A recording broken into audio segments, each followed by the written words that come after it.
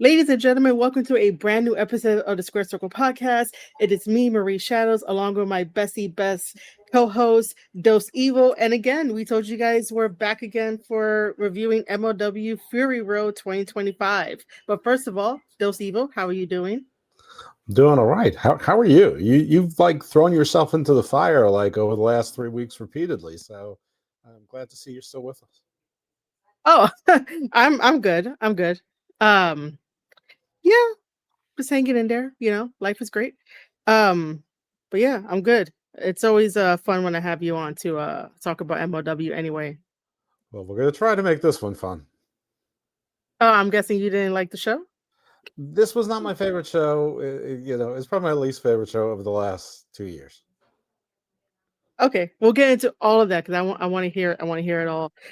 So like I said, ladies and gentlemen, MLW Fury Road 2025 that happened yesterday, September 27th is currently September 28th as we record this. We open up with Jesus Rodriguez coming out to introduce Cesar Durant and Selena De La Renta, and they were like, "Hey, you know, thank you guys for the sold out crowd in Texas. Thank you guys for going over there and buying a ticket to enjoy the MLW show."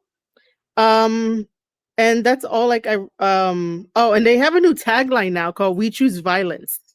Yep. Your thoughts on the opening of MLW? Yeah, I mean, they mentioned something about we're here in Texas, unlike another company taking blood money, we take Don Gatto's money or something like that. And yeah, I don't know what the first two lines were, but the catch line was, at MLW, it's not like we don't go soft, we don't go light, we choose violence. So, very good to amp up the crowd. And listen, it's getting coverage. The blood money coverage is all over X. So it did exactly what they wanted it to do, which was to get attention. Yeah. But yeah, we choose violence. I guess it works out because sooner or later next month is Slaughterhouse, and they're going to end up having that like cage match that I saw for the first time that has like barbed wire all over it. So it's pretty fitting. This coming week, Marie, we have very little time off, you and I. Yeah, pretty much. So it starts out with I was gonna say a triple threat match. It's not really a triple threat, it's a trios match. The one thing that I realize is that if anybody out there has taken like history Spanish and or maybe college Spanish, you're probably going to be looking up some stuff because man, I've never had to be like so on point to understand some of the stuff, even though I'm half Spanish, but just the fact of like going over this stuff and asking a bunch of questions, because you'll see here, because we open up with the trio team of El Galeon Fantasma, which is basically like the galleon ship for anybody out there that wants to know. So we have Xandercon Jr. It's a ghost ship. It's the ghost galleon. It is. So we have galleon is a Spanish armed freighter, basically from colonial, Caribbean, like getting gold in pirate days. Is basically a Spanish warship, but also a cargo ship because they were generally dual purpose. And that's why Xandercon Jr. and Defuncto and Barboza works really, really well together. Now, originally when they said, can we talk? Yeah, I was gonna go right to him for a second because I originally wrote it down as like DEFUNDO because I was like, oh, is that what I hear? But then when I look it up, it's DIFUNTO, and I was like, does that translate to like not having fun, like a defunto? Like I was like, oh my god, who named him? I thought it was defuncto, like defunct, like he's dead, like he's no longer there. Which makes sense because, I mean, as Tom Lawler said, we have a bunch of dead pirates running around. So thank goodness for commentary. I mean, Dombrowski was on point. Tom Lawler was on point. Yeah. What does defunto mean? I have no idea. This is why I was like, who named him? I would tell you one thing, that like throughout like Spanish history, lore, however you want to phrase it, people be naming other people weird stuff, just weird names, and you're just like, where did that come from? And they'll be like, oh, I don't know, and it just happens. It's just, I feel like this is one of those names that are just like he just made it up, or there's like a silly story behind it. But I would like to know the story because Well, Barbosa was the dead captain in Dead Man's, the Pearl, the Black Pearl yeah, ship, yeah. Dead Man ship. So maybe Defunto is another character from the Pirates of the Caribbean movies. Maybe he was the pilot I don't really know. I don't always, but Dombrowski said, they're going to make him walk the plank. That this was my walk the plank match. This match was pure heck for me. I mean, poor Diego Hill. This is his second match, and he got picked by, I mean, the post AARP crowd, Atlantis, and but Oh my god. Blue Panther Senior, who didn't have the sense to call in his student Blue Panther Jr., who's too busy being the MLW Openweight champion to be bothered to come to the show, because he's I don't know, too busy like searching for whatever other muscles The Rock left behind and eating them like Pac-Man. Wow, this whew.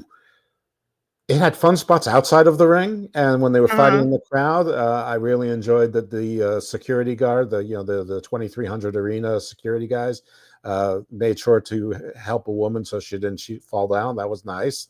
High point of the match right there Oh, really? for me. Um, okay. Well, I mean, I had a very different take on this only because I enjoyed the mat wrestling that we had, even though they called it's it's Yabe wrestling, even it's spelled Jabe, but it's Yabe wrestling, which is just lucha libre mat wrestling. So I liked it because I get really into like all the technical holds and stuff like that. Especially like if you guys want to learn some stuff, Blue Panther did a twisting wrist lock to take down Defunto. And then put him in a headlock scissor while holding on to that wrist. And I've always said in the past that when you have wrist control as a wrestler, you basically command the match and command what happens because they have to follow your tempo now. It was, to me, the whole match was like really, really well put together. Unlike the one-on-one of Xander Jr. versus Blue Panther Jr., because I was just like, what are we doing here, guys? But yeah, fun spots, chops. There was a lot of speed. They put Diego, to be like, hey, this is your moment to shine for this stuff. He shined. And we get like the 3-on-1 stuff. However, when we get to the finish, I was like, that was so lame. The finish was lame because I'm gonna call it a wheelbarrow roll up sort of pin that Blue Panther gets. He gets a 1, 2, 3, and I'm like, wait, I was expecting more. So, but yes, I get um, you're in Dallas. I get you got legends there, but you put the kid in there for a reason. Let him get the pin. I mean, they made a big deal that they picked him personally. Let him get the pin. I mean, I don't understand. I don't understand this much. I mean, fun fact that Blue Panther Senior first developed that hold when wrestling the Grand Kaiser of Prussia in 1893. So that was great. He also used it again at the Battle of Sam Hill when he actually defeated Teddy Roosevelt. So that was exciting to see him bring out that one of his great moves.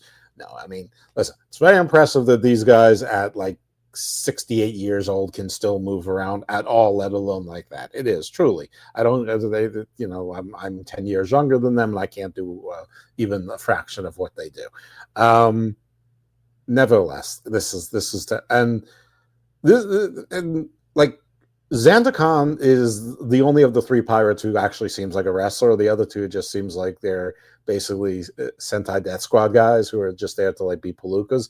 I mean, they did this horrible sequence when they both kept hitting each other, and then they tried to do like a triple team, and they still end up all hitting each other because like the oh yeah, I remember 90-year-old got that. out of the way.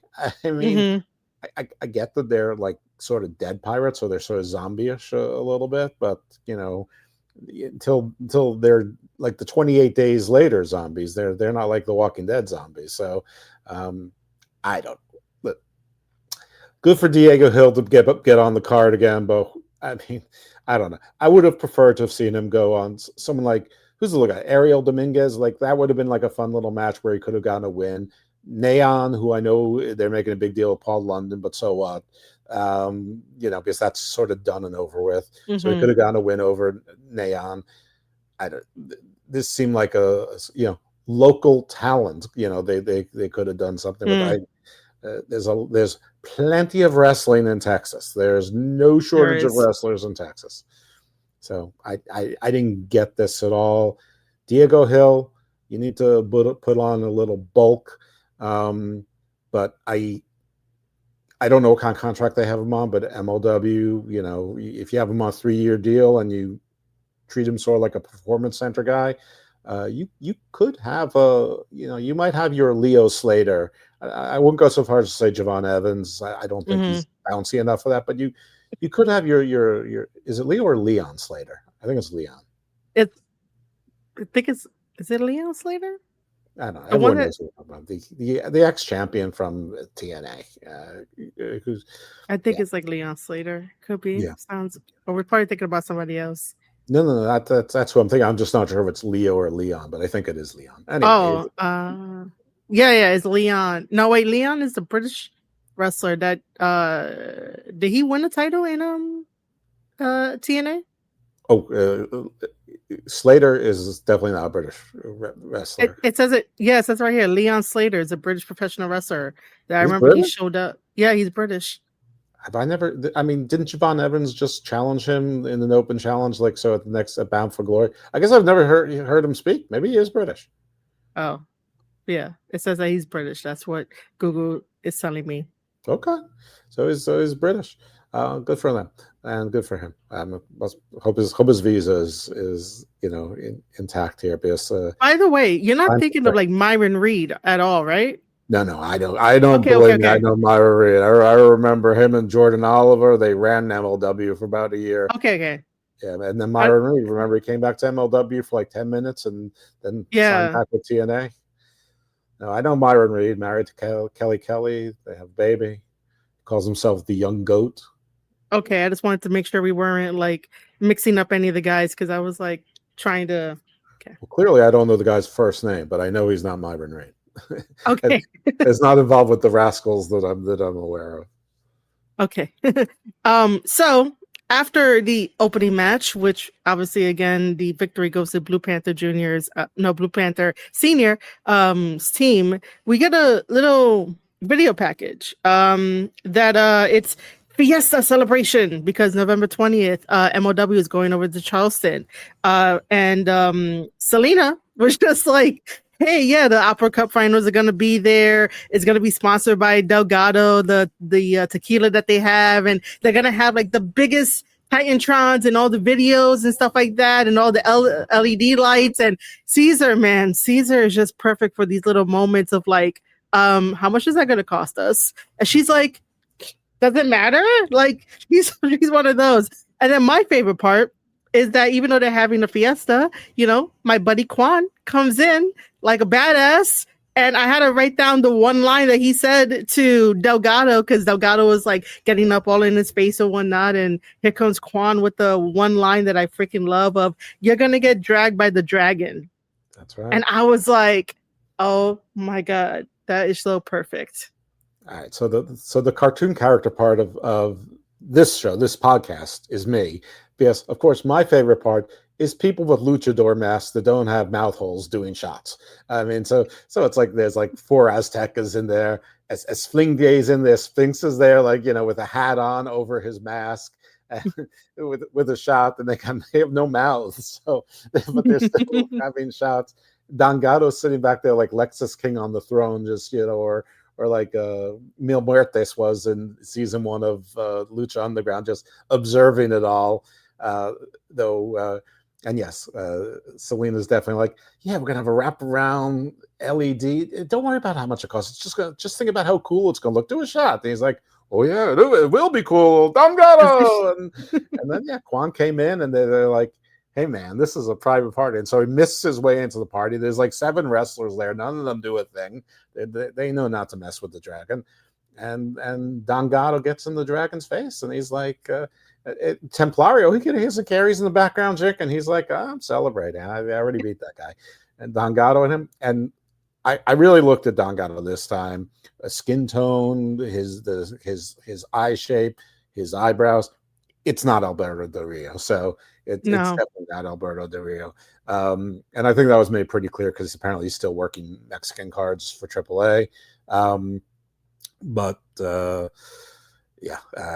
don't know who it is, but he's clearly a younger man than 48 or however old Del Rio is. I mean, he's probably younger than 36 or 37, and maybe much younger than that.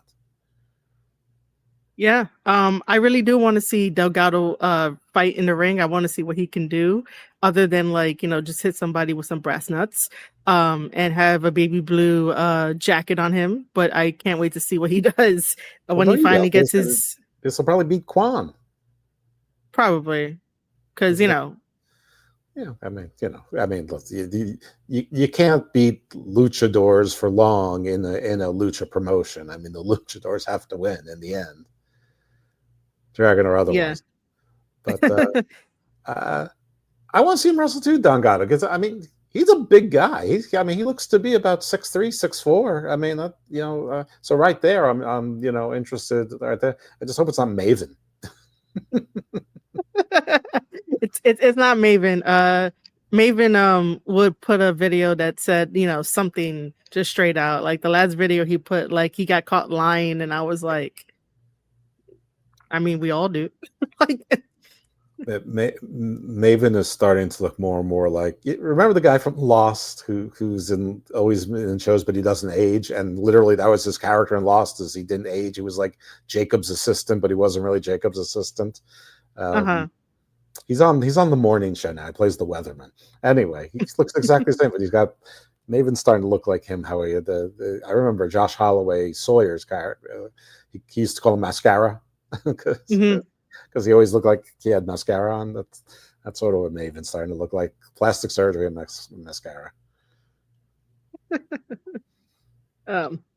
So we're going to be moving on to the 2025 Opera Cup matches that we have. The first one was Paul London versus Akamura. As much as I enjoyed the match, I got distracted because Kojima's on commentary, and Kojima's eating bread, and Kojima's being just a typical, I guess, I don't want to say a typical Japanese person when they want to have this funny bit with other people to be like, oh, I'm just eating bread. I don't understand. I'm Japanese. And then asking for water, and then getting upset, almost towards the end of the match where, Akamura, it looks like Akamura was going to get the 3 count, but then some shit happened. And then here comes Paul London to grab Akamura's face and then put him in a submission. And then bam, I know I'm rushing, guys, for those of that are listening and are watching this, but Paul London ends up getting the win via submission. But I am just so distracted by Kojima on commentary. I thought it was brilliant. Kojima was great on commentary, and he didn't just have bread. He had a tray of pre-sliced bagels. So yeah, he's like taking 2 bites of every bagel, and then he's done with discarding them. He's like, I like bread, and then he said something, and they're like, hey, are we going to get an FCC notice? He's like, I don't speak English. I'm Japanese. I'm sorry. I don't know what I say. I'm sorry. I'm Japanese. And he kept saying that, and it was funny. His comedic timing was terrific. And I mean, they're on YouTube, so the FCC's got nothing to do with it also. But maybe they're getting ready for different days. Yeah, the match was fine. I mean, it's basically, again, they went from 2 really old guys and who knows who's under the pirate masks and a young kid to 2 pretty old guys. I mean, Paul London is probably a pretty hard 47-ish. And Akamura is what's he, 55, something like that, I guess. Yeah.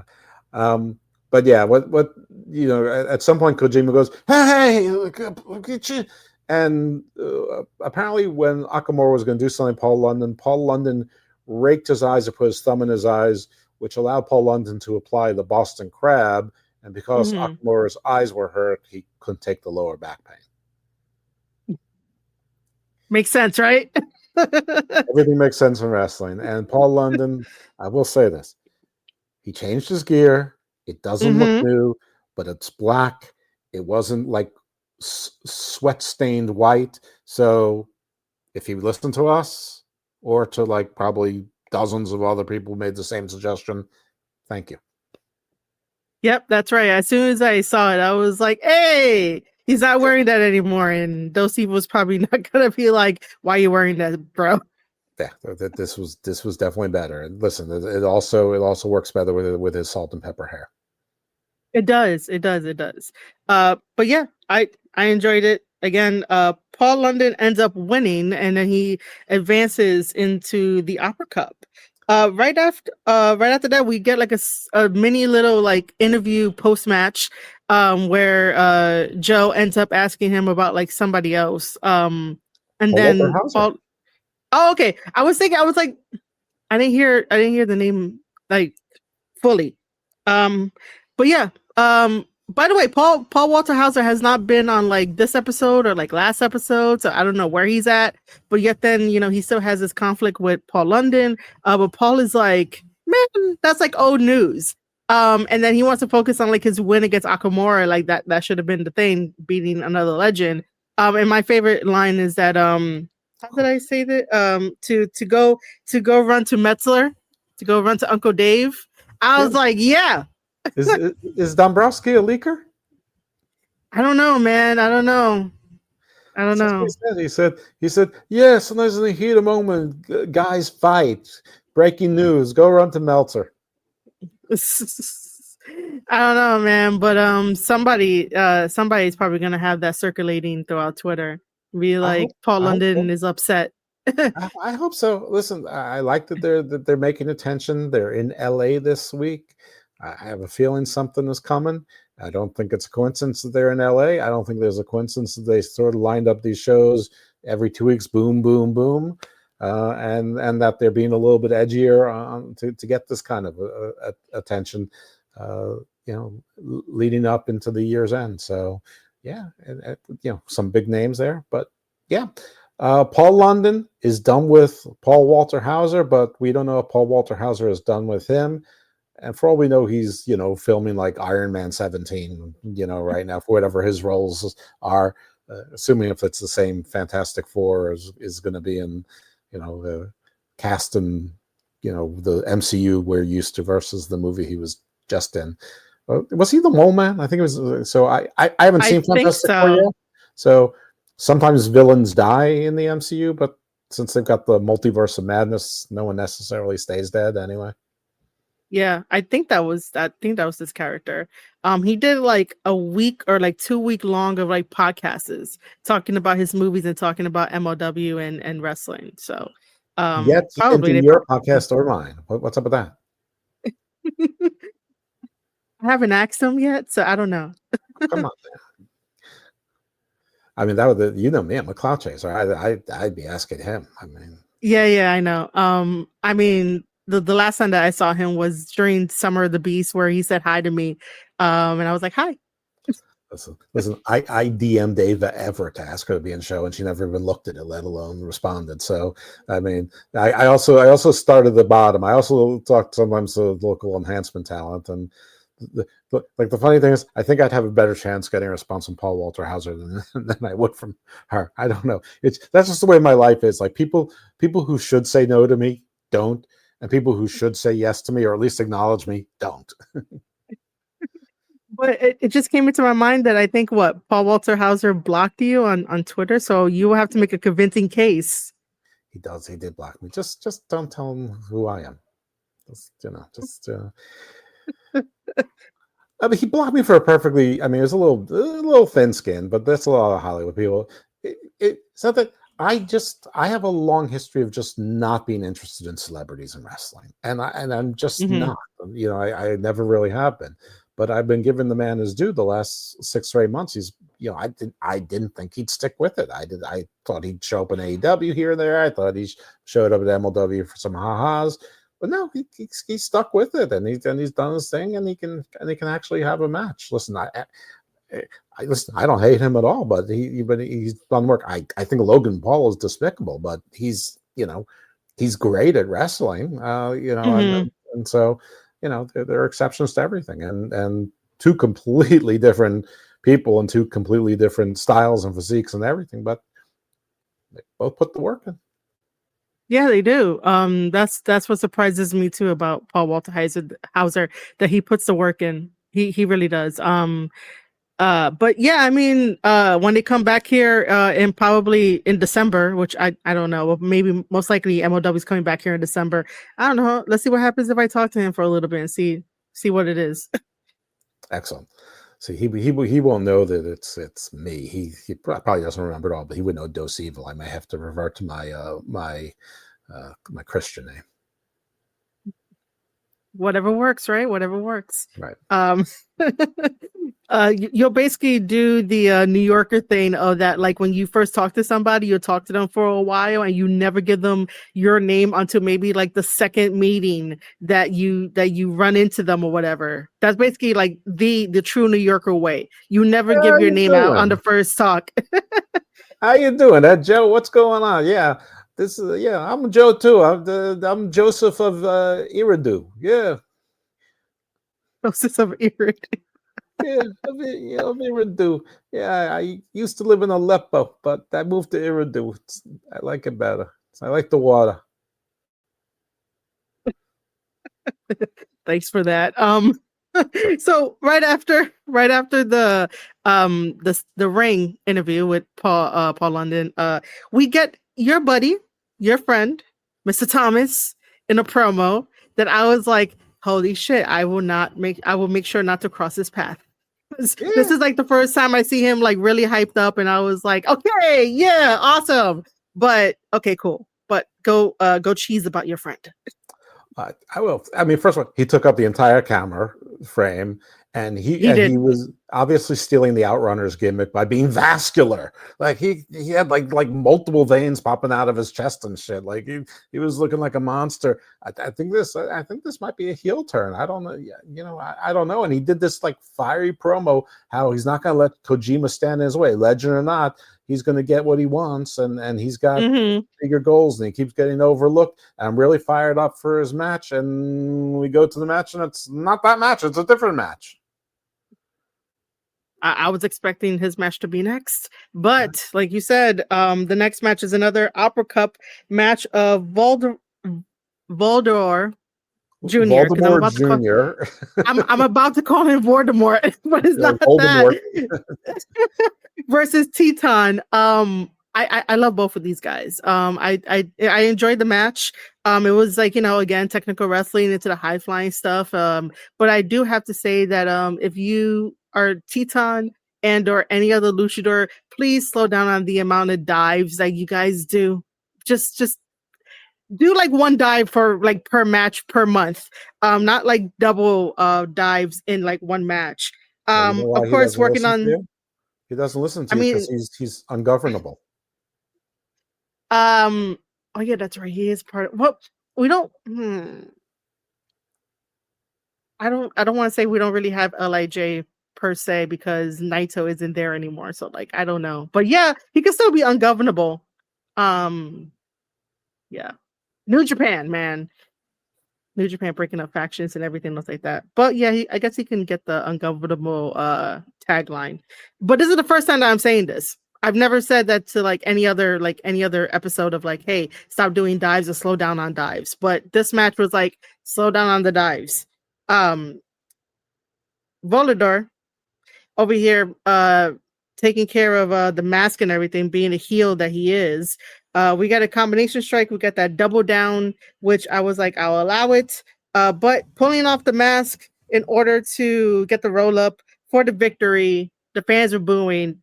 So that gives Volador Jr. the win, and he goes on to the next round. I like this match. I thought it was fun.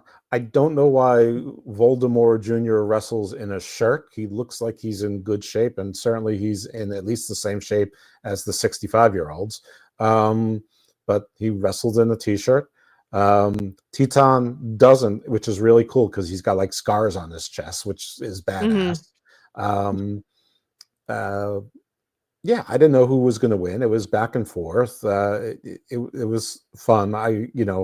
Listen, I didn't know this part of Lij. When I saw Lij, it was Naito, it was Evil, it Yeah, was yeah. Sonata, Bushi, and there was someone else. And Bushi was the little Okay. one and with the mask who would blow mist. So I thought maybe Teton would blow mist also. Of course, Quan had already done it, but he wasn't actually wrestling on this particular show. So anyway, we got the the usual luchador. You pull the mask off. The unmasked luchador pulls off the mask of the luchador, and because they're hiding their face, they can't defend themselves and they can't kick out. And okay, it protects everyone. It's creepy. It's bad. Not creepy. It's mean. It's cheesy. It's cheating. It's been done a million times, but it was fine. It was fun. This was a fast-paced match, and after Thomas's spirited and exciting promo, which sort of got me pumped up this match, although I wanted to see Thomas versus Kojima right after that. I mean, I guess the man needed to digest his bagels. But this was a good match. This was a good intermezzo. It really was. So right after that, we get Alex Hammerstone in his promo, and I don't know. I mean, I am excited for Alex Hammerstone to again take over MLW and carry MLW on his shoulders, because it is believable. Like, he really did, build up MLW, left to go do other things in professional wrestling, but then got stuck on the sidelines when he was in TNA. Did I think showed up in WWE and like in NXT for like one match, and then got released, became a free agent, went back to MLW, and he was saying that now it's his time, and that he ended his promo with him being like being the alpha and whatnot. Again, I'm just excited for Alex Hammerstone to basically run MLW again. Yeah, well, he called Matt Riddle a crackhead. So he said, I knew it was just a matter of time before that crackhead, spun out and broke down or something like that. But he called him a crackhead. That was fantastic. I'm sure it was with approval, but Riddle, I'm sure we'll have something to say about that. But yeah, this was good. It was very convincing for Hammerstone. I'm not sure if he's actually under contract to MLW, because I mean, for one, I know he worked and is working NWA as well. I mean, some of their shows, he'll be on Samhain, which is, I'm sure it's pronounced like Samhain, but it's like Celtic Halloween. It's the Halloween show. So it used to be that you couldn't work more than one of these sort of TV promotions. Maybe the world is different now here as well. Hope he is. Hope he's on the contract. Anyway, the story is they're serious. He wants to be a top, and it's his turn. And I mean, it's not like he didn't have that title for like good parts of 3 years or whatever. But I guess it's his time again. And I'm not going to tell him no.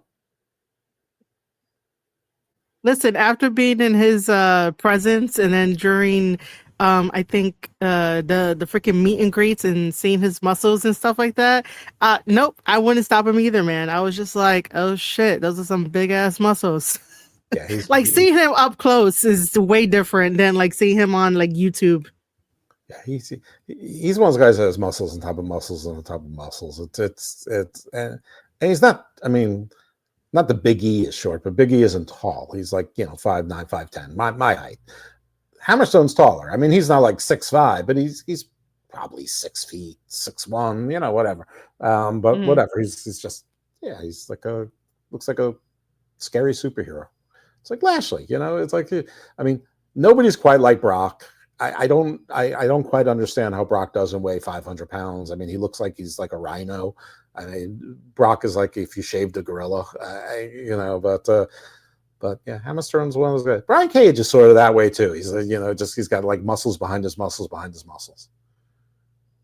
Yeah, I mean, one day I would like to just, obviously up close and personal with respect to see like Brian Cage's muscles, because every time that I see him, regardless, I'm just like, something's off.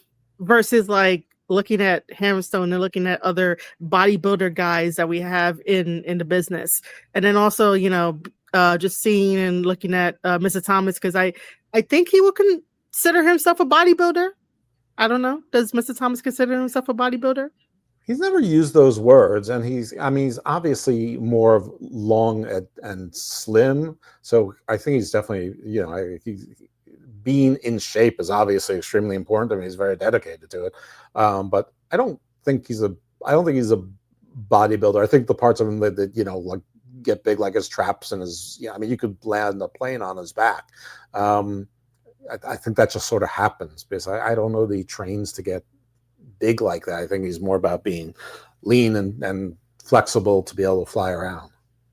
Yeah, but I would like to just see Brian Cage's muscles just up front, because like I said, I just feel like there's something off about his versus others. But that's just me. Hammerstone and Cage, they work out together a lot, so you can see them like next to each other, like doing like they'll do dumbbell incline bench presses, and they'll both have 200-pound dumbbells in each hand. I mean, it's sort of ridiculous.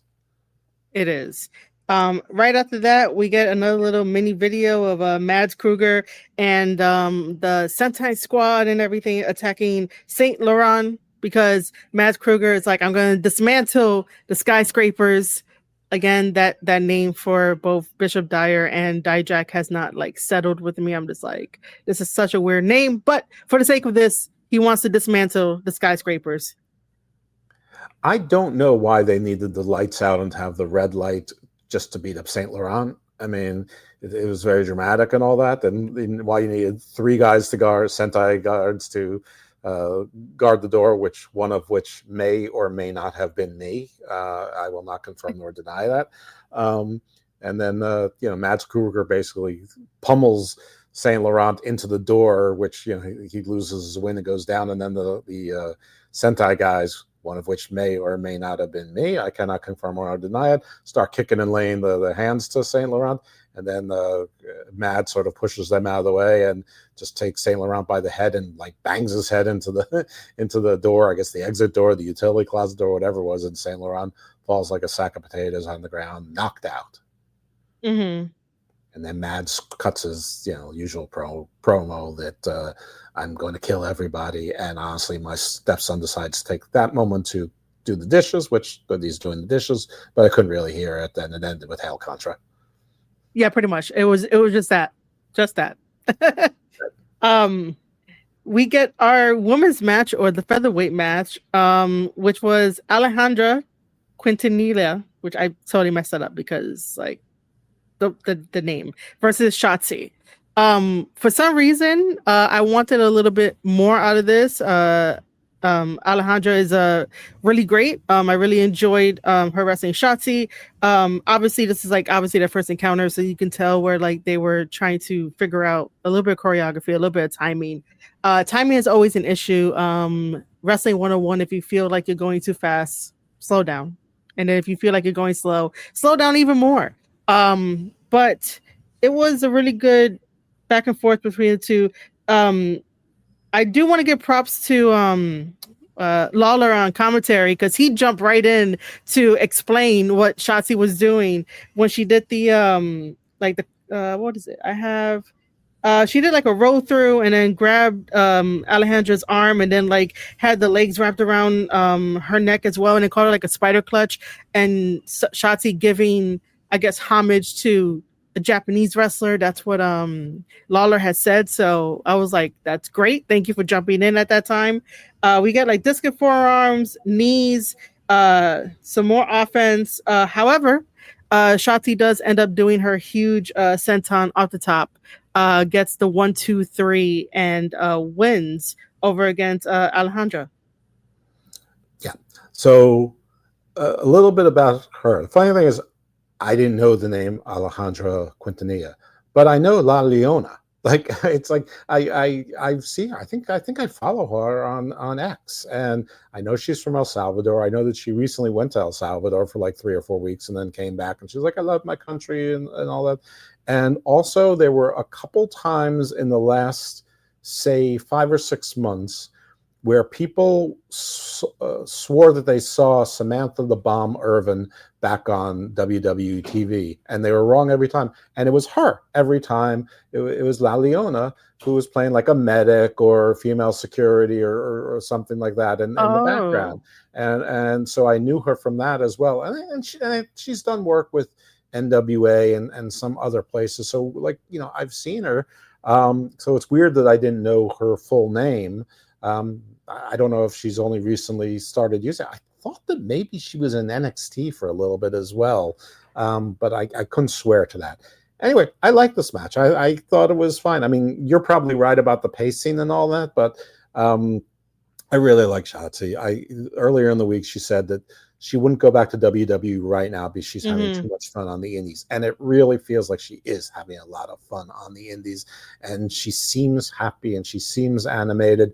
And, I mentioned to you, because one time we were together when we saw her. We were at the same venue. We weren't. Yeah. I want the audience to get the wrong idea or the right idea. Rumors. That's right. That's right.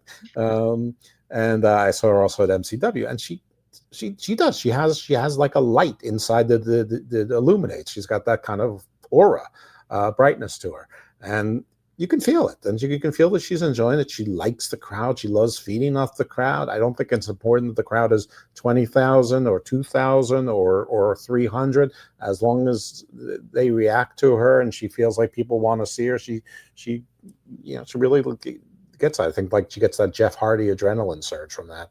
And so I hope she's back in WWE one day, but I hope she's back in WWE when she wants to go back, because she is killing it on the indies, and her and Cardona have this fantastic, like, weird little feud going on. Who's the indie god and who's the king of the indies. Anyway, I don't want to not give respect to Alejandra Quintanilla. She did her job. She was enhancement talent. She, it wasn't exactly clear all the time who was the heel or the face, because Alejandra, I guess, was the local favorite. They were trying to say that she's a local favorite and then has friends and family in the audience. But Shotzi was the favorite, and Alejandra got the babyface hope spot, but she wasn't the babyface. I mean, they maybe were both faces, but this was about showcasing Shotzi and about Shotzi's, going to make her way to the featherweight title. Why they call it a featherweight title, I don't know. But apparently they still mentioned that she's going to have to go through the casual elitist, or the casual beauty, who I consistently forget her name. It's like Fukimara, or something like that. Kamifuki or Kamafuku. Yeah, she was on. What was Fightland? She was on the Fightland card. Yeah. She lost, but I guess Shotzi has one more date with her before she gets to Shoto. But yeah, I like this. This was a wrestling match. This is like a wrestling match like I've seen on TV. Basically my entire life ever. Or not my entire life, but my entire life, that women have been treated like reasonably seriously as wrestlers on TV. Yeah. I do want to say that Alejandra fits, like, her aesthetic will fit the NXT girls. So like she'll fit right in the day that she signs her contract. She'll fit right in. As for Shotzi, yeah. I mean, I know that MLW doesn't really keep much of a women's roster, but if they did, I think that she'd fit. I think she'd fit in everywhere. She's sort of diminutive. She's pretty. She's got a little bit of different story. Yeah, there's a million Latina wrestlers, but there's not a lot to, proudly hail from El Salvador. So it's a little bit different. She's got a different flag, so I don't know. And she can wrestle. She's nice. And she also has that kind of, I mean, she's small, but she's got a light in her eyes. She looks happy. She looks like she's having fun. I think the fans will like her. And then when she finally turns dirty, when she turns heelish, it'll be such a surprise because it'll be vicious. Yeah. As for Shotzi, even though like I personally don't like GCW, but like I do follow wrestlers that wrestle there. Like, Tommy Invincible has been getting booked there. Also Matt Cardona. Shotzi has been going there, and through them, I'm watching how happy and fun that she's like put in these situations and like all the shit that's happening, all the story that's happening. So yeah, she's really having like a really good time on the indies and just doing what she wants to do and tell stories the way that she wants to tell stories. I do think that like, always in wrestling, because wrestling is all like entertainment and all of that. And since Shotzi loves like Halloween and spooky stuff and ghosts and all that kind of stuff, like I think it's time to create something on the indies that is genuinely like uniquely to dedicate to like horror and stuff like that. That's not like impeding on the Wyatts. Hopefully they could get like some type of team together to do that on the indies itself to be special. You mean not Ghost Pirates? No. Not Ghost Definitely not Pirates. Ghost Pirates. No. Okay. Well, isn't Shotzi? I think she's going to get a talk show segment. I think it's going to She be is. at Slaughterhouse for Halloween, which I think will be great. I mean, I think push Shotzi, feature.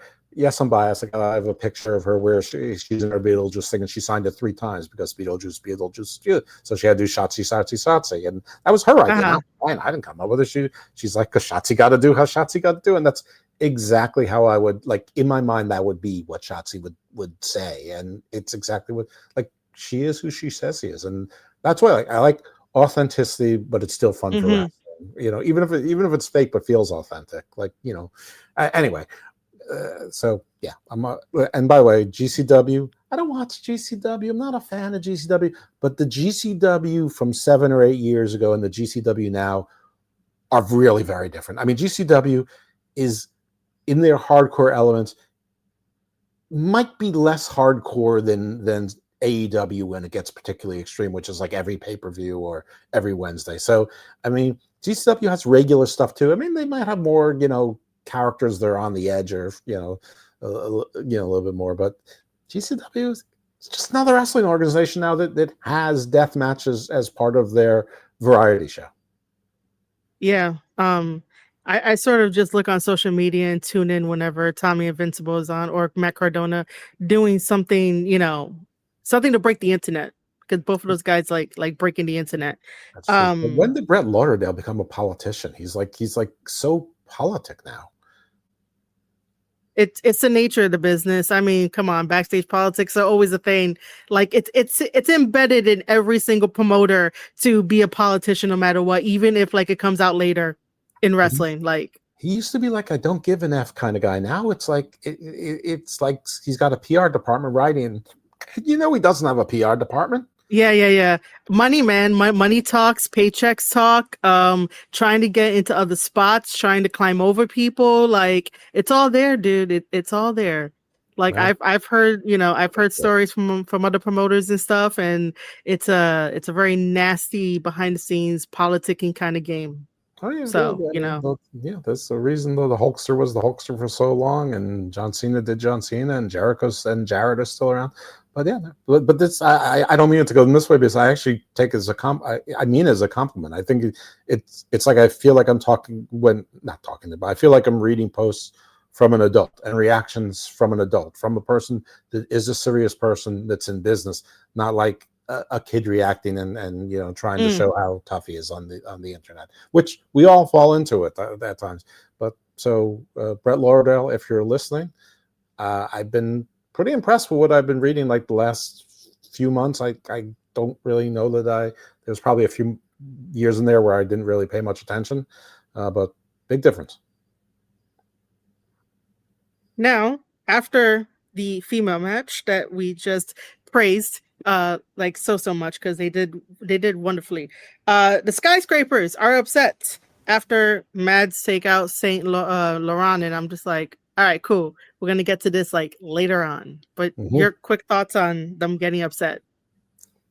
I mean, they have every right to be upset, but I mean, what did they think was going to happen? I mean, why are these two giants leaving their manager alone? I mean, that they should be with him or provide him with security. I mean, as Tekka's 3 through 9 are drunk in the other room, at least you could have gotten a couple of them to be there. I mean, they clearly work for what? There's a couple guys that work for Plain Bagels, so I mean, come on.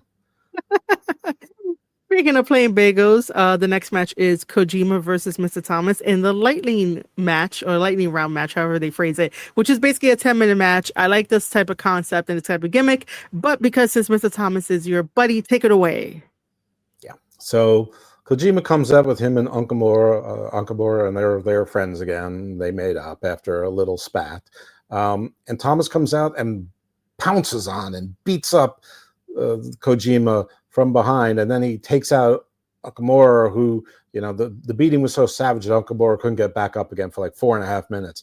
And Thomas throws Kojima into the ring, and basically Thomas is thrashing him and killing him the whole time. It wasn't even funny, but obviously Kojima poisoned the bagel, the only everything supreme bagel that was there. He knew Thomas would go for the only bagel that's worth a damn there. He put it next to the schmear. Obviously Thomas took that because he's from Philadelphia, so he took the good bagel with the good cream cheese. It was clearly poisoned, and you could see it working its way through his system. I could actually see like black sepsis like creeping through his blood veins, like he had like a blood disease going there. And poor Thomas, like he was so distraught, he felt so bad that at some point he had to lean on the turnbuckle, and he's so strong it pulled off by accident. He didn't even know that it happened, and then that meanie Kojima threw Thomas into it, and because Thomas is so strong, that didn't knock him out. So Kojima took advantage and gave him a cozy cutter, but because Thomas is so big and strong, that didn't knock him out. And then that meanie Kojima then did a cozy lariat, and I mean, a man's big and strong, but he's being poisoned by poison bagel seeds and schmear. I mean, to be betrayed by a schmear is like a crime against humanity. And he got the 3 count at 5.5 minutes. And I demand a rematch. I demand a recount. I think there should be forensics. There should be whatever is less than an autopsy, but the same type of science that's done on someone who's still alive. We should check to make sure he's alive, because I think that might have been murder. It's probably attempted murder.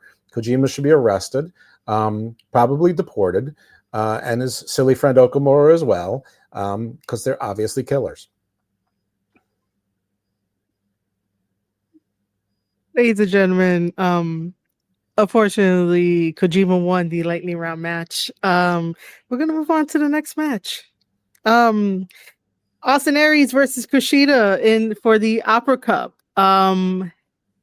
Man, I was really happy to see Austin Aries back. Austin Aries still got it. By the way, people were wondering during his long hiatus, he was in Mexico, and he's been wrestling in Mexico here and there, and he's been doing it on like his own time rather than like having like a heavy schedule, like a heavy wrestler schedule. But then him coming back and being in the ring and whatnot was amazing against Kushida. And I think, this is like a first time ever matchup between these two guys. Kushida is great too. From New Japan Pro Wrestling. He's the head trainer over at the NJPW LA dojo. So, going back to what you were saying earlier, that it's strategic to take MLW to LA because, big names could come on in, and the LA dojo is there. They might give some of the young lions that are training maybe a spot on MLW because they work with New Japan Pro Wrestling. For anyone that tunes in, if you're from Twitter, remember my most famous tweet of MLW to save New Japan Pro Wrestling. It might happen then. That way people could get upset at me, and I could talk about you guys again. But yeah, this is a big announcement. Yeah, the West Coast Wrecking Crew is back together. That used to be good. Tom Lawler's faction when he was in New Japan Strong. Yeah. By the way, you guys need to book the West Coast Wrecking Crew. I don't know why that's such a tongue twister for me, but just book them. Just book them. They are such a really great tag team. But in this Opera Cup match, we get wrestling, we get hammer locks, we get wrist locks, we get all my favorite stuff. So I'm not gonna bore anybody with all of my freaking breakdown of it, but it was a really good match. We have Austin Aries becoming the winner and advancing in the Opera Cup. I was not expecting Aries to win. I was expecting Aries to win this, but he cut a promo in between saying, you thought I was gone, you thought I was canceled, and he hadn't wrestled in MLW since 2019, I believe they said. Yeah, and then he's had some ups and downs since then. He's a polarizing guy. He's a vegan, but basically said, I'm back not because I need to be here. I'm back because professional wrestling needs to be back here. You've forgotten what professional wrestlers are. You think people in costumes are there cosplaying, and then I don't even know who that was a knock to, because I saw 3 pirates earlier in the show. The Wyatt Six come to mind. So I mean, he could have been talking about anyone, which is sort of the beauty of a heel promo. And then he sort of like did a play on John Cena's thing, but he said, "I am the real wrestler." So that was good, and the match was good. My only sort of complaint, which turned into a knock complaint, was that he also used thumbs to the eyes to get a victory over Kushida, but it wasn't a coincidence. It wasn't somebody using the same spot twice for no reason. So my knee-jerk reaction to be annoyed by the same spot basically being used twice was actually addressed later in the show, which, I mean, as far as someone who loves continuity, I was very happy to see that, but that comes up a little bit later. Yeah, I will say this though, that when MLW returns back in New York City, I am definitely gonna fangirl and be like, yeah, I enjoyed watching his match after so many years of like being over in Mexico and then finally coming back to have this match at MLW. So I'm gonna fangirl, and I don't care if the audience hates it. Why would they hate it? They're there paying tickets to see the same people that you're there to see. I mean, well, people online, because people online are chronically like, online. People online don't go to MLW shows. I mean, they don't, or at least they're not the the famous accounts that are always complaining about everything. MLW fans don't do that for the most part. I mean, one, because they don't really have a horse in that race. I mean, they're not really in that race. I mean, there are a few NWA ones, and every now and then you run into a Ring of Honor one. But I never see an MLW fan that's just gone completely bonkers off the rails. And I'm going to say that's a good thing. Except for that one dude that almost got its ass kicked by Kenta. The one fan. Well, I don't see him online. In person is a different thing, but in person, that's part of the show. They made up before the night was over, or at least they thought they did. Because those freaking dagger eyes that Kenta would give. I'm pretty sure Kenta would have been just fine. So after that, we get this backstage segment between Paul London and Austin Aries. And when Austin Aries was like, well, no, I think Paul London was like, yo, this is the first time ever that we're going to be fighting. I was like, oh shit, it's first time ever. Yay. The fangirl in me is like, I can't wait for this match.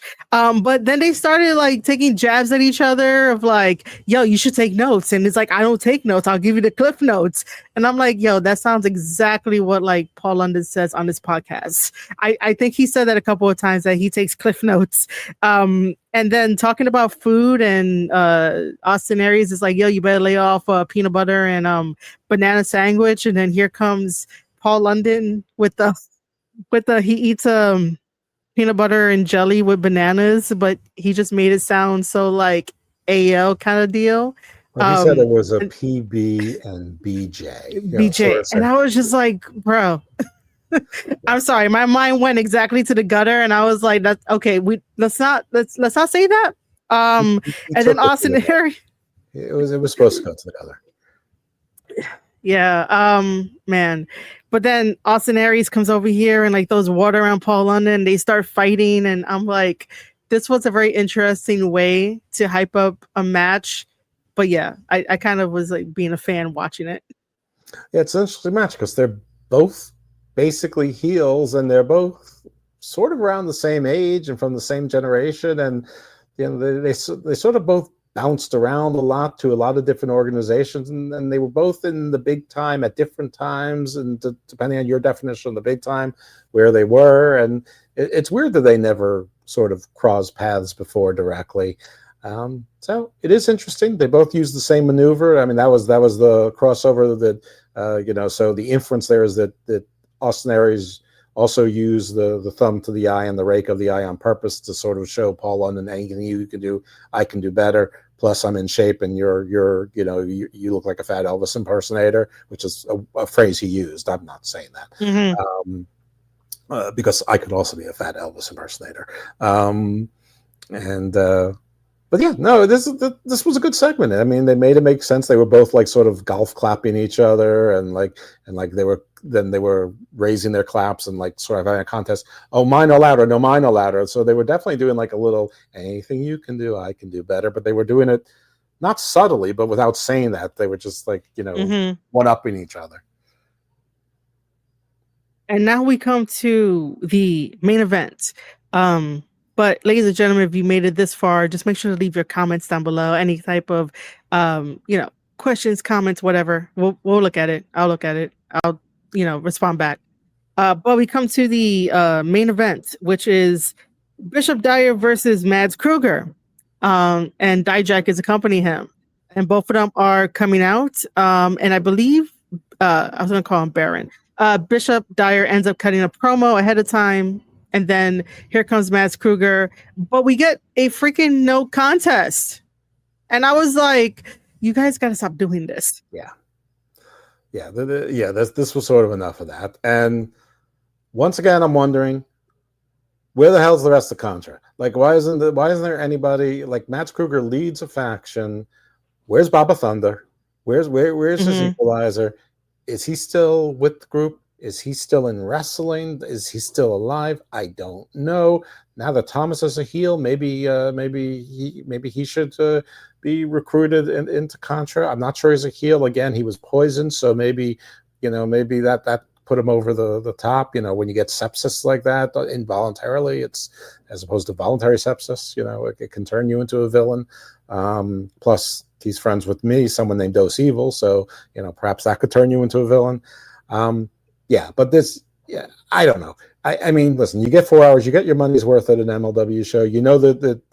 That part of it is the TV taping portion. They've been better about saying that lately, that the TV taping portion of the show.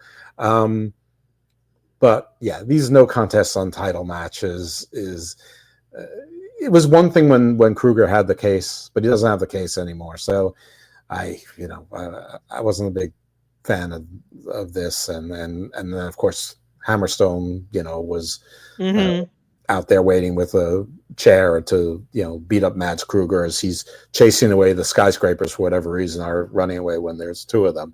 I mean, Krueger's a monster, sure, but they're all monsters too, and I don't know. The end was fine, it was fun, but if I was in the crowd, and I was in the crowd for one of these no contests, it's a little annoying.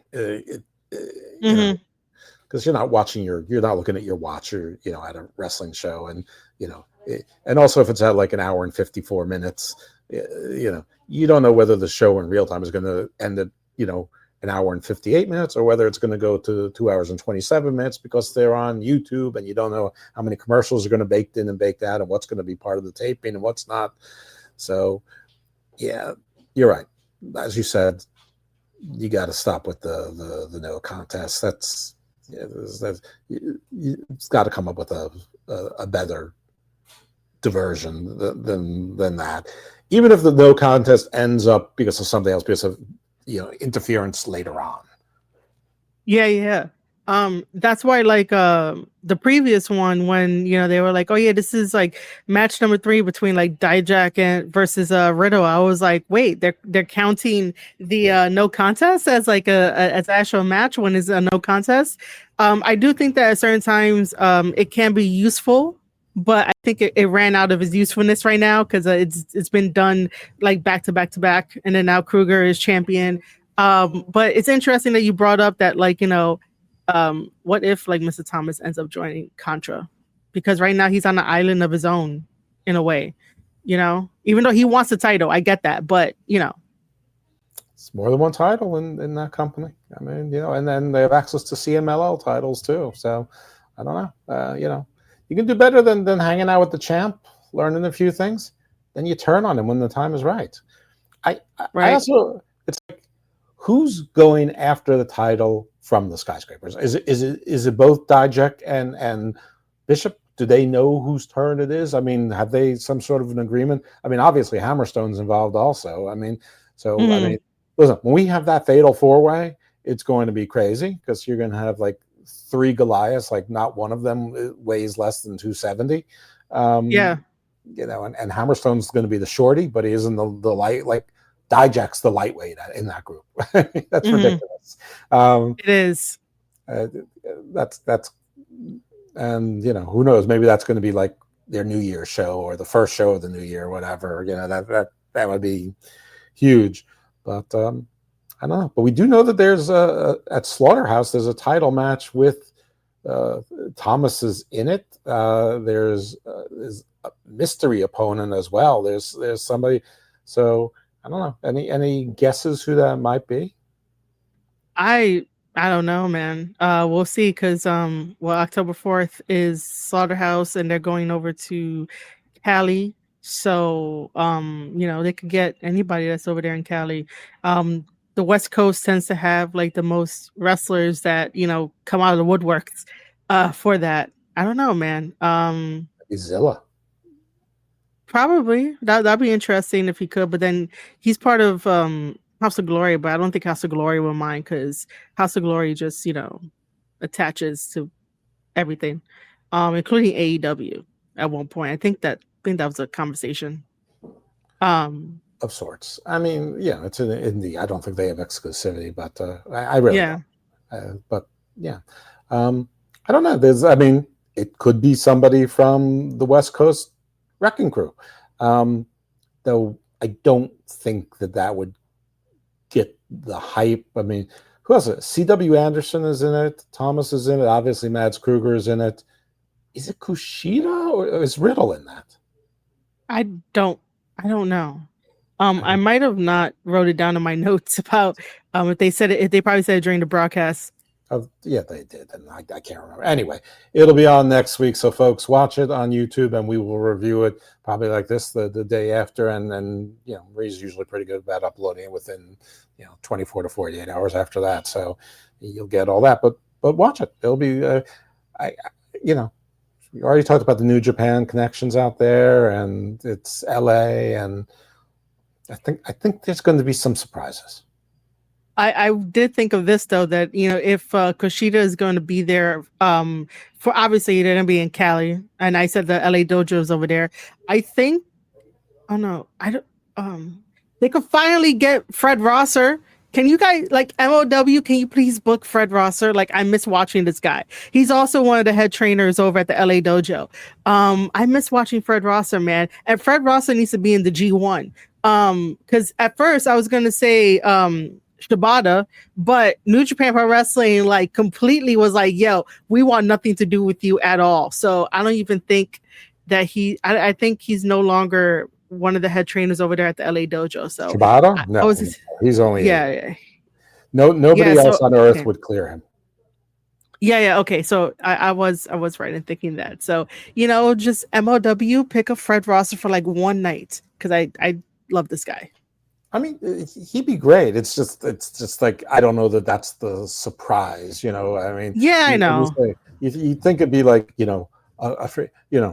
probably won't be, but like a Matt Cardona, so someone that has some name out there that also knows what are they doing in MLW. Yeah. The same way. I mean, imagine if it was MJF. I mean, it won't be, but imagine if it was. Yeah, I mean, MJF has been hanging around for like the last 2 videos that MLW showed us. So who knows? But yeah, down in the comments below, let us know your thoughts about who might show up in LA before October 4th. For MLW Slaughterhouse. And by the way, tickets like start at $15. You guys are not missing out on anything. I know there's been the really big talk online about WWE prices and their ticket prices whenever you go to WrestleMania or even a regular in-house like WWE show. But if you have $15 to spare plus like a little bit of tax, go over to an MLW show. You won't regret it. For sure. And you don't have to go. You don't need a passport to go, or at least. Yeah, most of you don't. You don't. Dose Evil, put yourself over, man. Because follow me on the X. It's at Dose_Evil. I do a bunch of stuff on Wrestling Soup. So I do the LFG review show with Lufisto on the Wrestling Soup Prime Network. I do a show called A Dose of Chocolate, which is on Wrestling Soup and Friendo's feed. It is a separate feed. It's not on all podcast platforms, but it's definitely on Spreaker. And we review Evolve. We're, I think, the only podcast that we're aware of anyway that is dedicated solely to Evolve. I do a show called Garden of Thought, and in that there's generally 2 to 3 shows a week. Embedded in that is the show with Thomas called The Gospel of Thomas, and when it was PJ, it was called The Book of Black. But we talk to people in wrestling and as much as possible about non-wrestling things, but wrestling always creeps in. And around the same time Marie publishes this show, I will probably publish the show that we did with Doug the Epic Malo, who you may not know who he is as a wrestler, but he is the guy who pulled Roger Jackson off of Psychos 2. So he was the one man of action. And we did talk to him. We actually didn't want to talk about Roger Jackson, but we had to because he got arrested like 3 days before we talked to him. So we did a little bit of that. But mind you, we did talk more about like food and who can eat more and things like that. So it's definitely a fun conversation. So yeah, there's that, and yeah, just subscribe and you'll get all the shows for free. I don't even have a Patreon. There's no super chat. There's no merch. There's nothing. Give your money to Marie. Give it to the fellows at Soup. Give them to both. I'm not even looking at that stuff. That's it. So yeah, plenty. Anything I do, you can find it on the Twitter. I just did the NXT No Mercy review on the Drew Yari experience, as I always do an NXT PLE review with him on that. I think that's a deal I made with the angel Gabriel to keep me out of hell. So that is pretty interesting. Yeah. Again, I'm Marie Shadows. It's always fun having Dos Evil on to talk about MLW with me. You can find me on Instagram at Your Fave Marie Shadows. You can even find me at my Patreon link, patreon.com/Marie Shadows. And my Substack, marieshadows.substack.com for all your wrestling needs. YouTube.com/Square Circle Podcast. You can follow the channel and or join, pick a membership tier if you want to. And it's also merch. All links will be down in the description below. And I will definitely be adding that Doug Malo link as well for you guys to listen to. And, because I want to listen to it. I want to listen to that one. So that's going to be down below. Cool. But yeah, this was MLW Fury Road for 2025. We will be back together again during the week of October 2025. And yeah, thank you guys for joining us and listening and commenting. And we look forward to seeing you guys on the next one. Stay well, my friends.